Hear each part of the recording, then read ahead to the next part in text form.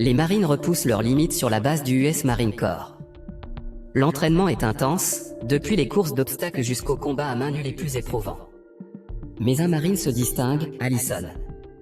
Elle est rapide, concentrée et féroce, jusqu'à ce que son maître lance une attaque surprise, lui faisant perdre sa victoire et lui rappelant de toujours rester vigilante. Plus tard, nous rencontrons Sam, un agent secret et l'oncle d'Allison, qui est clairement impressionné par ses compétences.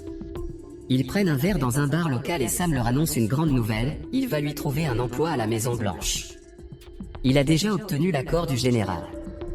Allison est ravie, mais ne peut s'empêcher de se demander si c'est en raison de ses compétences ou simplement parce qu'elle fait partie de la famille. Sam lui fait comprendre qu'elle est la meilleure de la bande. Pendant ce temps, on apprend que le président a l'intention de s'allier avec l'Estovie, un pays proche de la Russie, dans le cadre d'un accord pétrolier controversé. Cette décision suscite des débats, mais le président est déterminé à faire avancer son programme malgré les réactions négatives. Le lendemain, à la Maison Blanche, le président s'assoit dans son bureau avec le vice-président, qui exprime sa désapprobation quant à sa décision de coopérer avec l'Estovie, craignant que la mafia ne contrôle le pétrole de l'Estovie. Cependant, le président reste ferme sur sa position. Pendant ce temps, Allison est à la Maison Blanche. Sam réunit son équipe et leur demande de se préparer au voyage du président en Atovia pour conclure l'accord. Il se tourne ensuite vers Allison et lui demande de l'accompagner, car ils doivent escorter le président à bord d'Air Force One le lendemain. Plus tard dans la soirée, la scène se déroule au quartier général du général Rodinov à Atovia. Rodinov est furieux, faisant les 100 pas pour dénoncer la décision du président de s'allier aux États-Unis. Il en a assez. Sans perdre de temps, Rodinov entraîne le Premier ministre, fervent partisan de l'accord, dans la pièce. La mainmise de Rodinov sur le pétrole d'Estovia est en train de s'effriter et l'idée d'en perdre le contrôle au profit des États-Unis est trop difficile à supporter. Le lendemain, les yeux d'Allison s'illuminent lorsqu'elle monte pour la première fois à bord d'Air Force One. L'avion est immense, élégant et bien plus que ce qu'elle avait imaginé. Quelques instants plus tard, Falcon, le président des États-Unis, monte à bord. Homme d'affaires, il se dirige directement vers son salon privé alors que l'avion s'apprête à décoller. Mais il y a une menace cachée à bord. Nikolai s'est faufilé parmi les pilotes et Johan élimine silencieusement un agent dans la cabine arrière. Alors que l'avion fend le ciel nocturne, l'un des pilotes tente de contacter le centre de contrôle, mais il n'y a pas de réponse. Le serveur a été détourné. À ce moment-là, Nikolai élimine les deux pilotes et envoie un message glaçant à Rodinov, Air Force One est désormais entre leurs mains. De retour dans la cabine, un journaliste interroge Falcon sur Estovia. Il explique calmement que le président d'Estovia a demandé une coopération, affirmant qu'il possède de vastes réserves de pétrole qui atteignent rarement les coffres de l'État. Soudain, Nikolai se connecte au système audio de l'avion. La voix de Rodinov se propage, provoquant une onde de choc parmi les passagers. Sam, chef de la sécurité, se rend compte du danger et agit immédiatement. Il fait entrer le président dans une salle spéciale avec deux agents et demande aux passagers de rester calmes dans la cabine centrale. Un agent reste avec eux pendant que Sam envoie le reste de l'équipe de sécurité fouiller l'avion à la recherche d'agents infiltrés.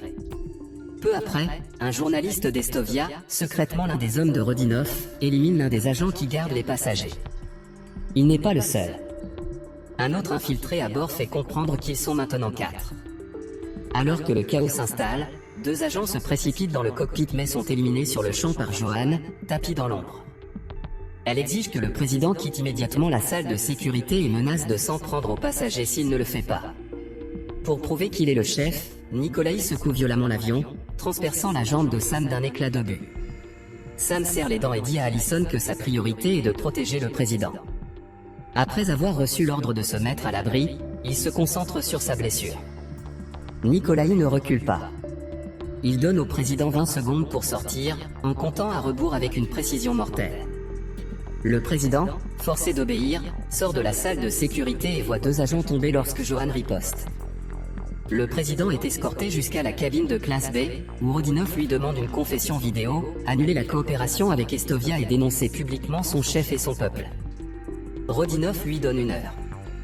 Pendant ce temps, Johan se prépare à entrer dans la cabine de classe B, frappant 5 fois pour signaler sa présence. Lorsque le journaliste part attendre le président, Allison passe à l'action.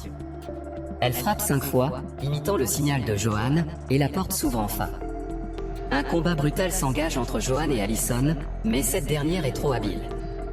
La scène se déroule ensuite à l'intérieur de la cabine passager, où l'un des hommes de main de Rodinov surveille de près les otages, parmi lesquels des fonctionnaires et des personnalités de premier plan. Il remarque un mouvement venant de la pièce voisine, où se trouve Sam. Alors qu'il s'apprête à enquêter, le journaliste entre dans la pièce, arme levée. Alors que Joanne est déjà morte entre les mains d'Allison, le journaliste avertit immédiatement Nikolaï, qui est toujours en mouvement. Nikolaï passe en pilote automatique et se précipite sur le lieu où se trouve Joanne. Pendant ce temps, Allison et le président sont bloqués, incertains de leur prochaine action.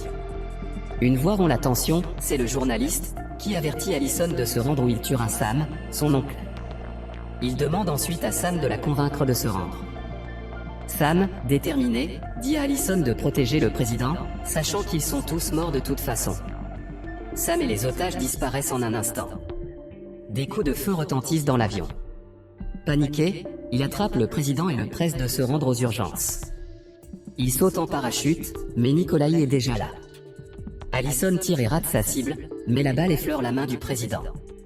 La blessure n'est pas grave, mais la tension est insupportable. Allison et le président sautent ensuite en parachute de l'avion, avec un atterrissage brutal mais sans problème. Au sol, le journaliste et son compagnon jurent sous l'effet du souffle lorsqu'ils se rendent compte que leurs cibles se sont échappées. Le journaliste s'empresse d'informer Rodinov de leur fuite, en précisant que le président et son agent ont sauté en parachute dans une vallée proche de la Russie. La réaction de Rodinov est immédiate. Pendant ce temps, le chaos règne au centre de contrôle d'Air Force One. L'avion a disparu des radars, ce qui affole tout le monde. Affolé, il contacte la Maison Blanche. Mark, le chef de cabinet du président, annonce la nouvelle au vice-président. De sa voix sombre, Mark admet qu'il y a peu de survivants à un accident d'avion. Le vice-président, inquiet, ordonne rapidement à Mark de se rendre à Atovia et de coordonner les recherches pour retrouver d'éventuels survivants du crash. Pendant ce temps, Allison et le président se déplacent rapidement, à la recherche d'un abri. Allison suggère qu'il se dirige vers un terrain plus élevé afin d'envoyer un signal d'aide. Alors qu'il se dirige vers le haut, Rodinov envoie des vagues de soldats parcourir la vallée, les traquant les uns après les autres.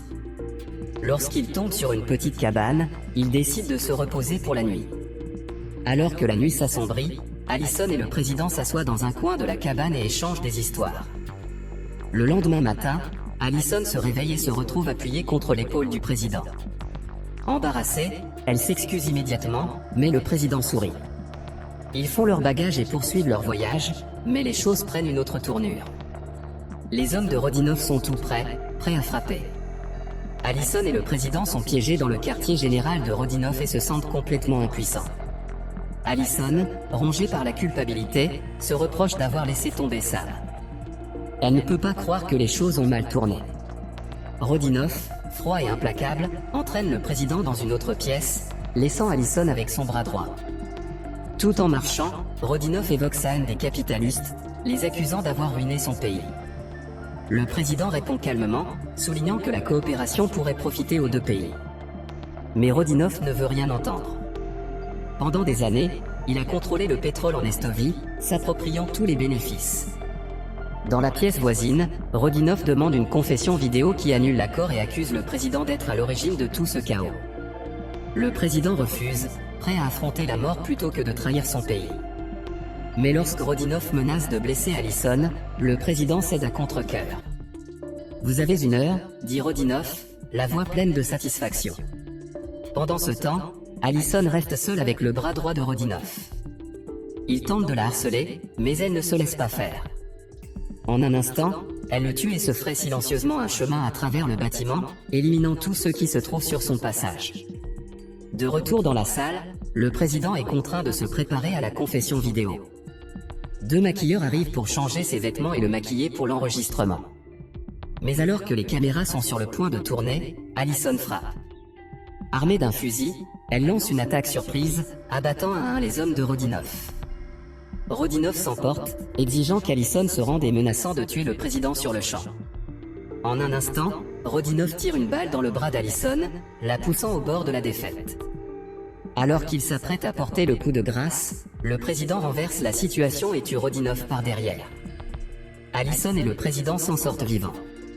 Le lendemain matin, Mark, le chef de cabinet du président, les retrouve. Lorsqu'il constate que le président est sain et sauf, il est soulagé et les presse de se rendre sur une piste d'atterrissage proche pour rentrer aux États-Unis. Mais le président secoue la tête. Il ordonne de soigner d'abord les blessures d'Allison.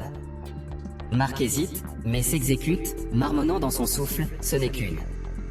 Allison est stoppée dans son élan. Les mots la frappent comme un coup de poing dans le ventre, lui rappelant ce que son ancien entraîneur avait l'habitude de dire, ne jamais baisser sa garde, même quand on a l'impression d'avoir gagné. Pendant qu'Allison se fait soigner par les soldats des forces spéciales, elle pose des questions sur leur unité.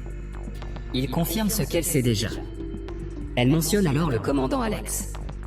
Les soldats échangent un rapide regard, confirmant qu'ils viennent de lui parler. Soudain, Allison passe à l'action. Un à un, les soldats tombent. Calmement, elle s'essuie les mains et révèle la vérité. Elle a inventé toute l'histoire d'Alex. Ils l'ont cru. Alex n'était pas un commandant, seulement le propriétaire d'une boulangerie en bas de la rue. Alors que la tension dans la salle est à son comble, Mark se retourne soudain contre le président, révélant qu'il travaillait depuis le début avec le général Rodinoff. Mais avant qu'il ne puisse frapper, Allison agit rapidement et l'assomme d'un seul coup.